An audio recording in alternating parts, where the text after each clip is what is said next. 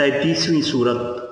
فرزند آدم، ایک تیرا ارادہ ہے اور ایک میرا ارادہ ہے، مگر ہوتا وہی ہے جو میرا ارادہ ہوتا ہے۔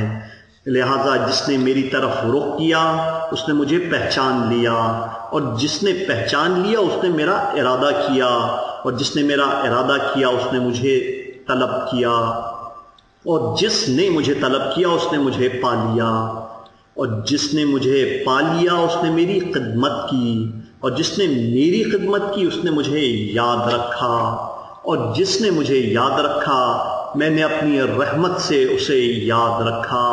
فرزند آدم، تیرا عمل خالص نہیں ہو سکتا جب تک 4 موت کا مزہ نہ چکھ لے: سرخ موت، زرد موت، سیاہ موت اور سفید موت۔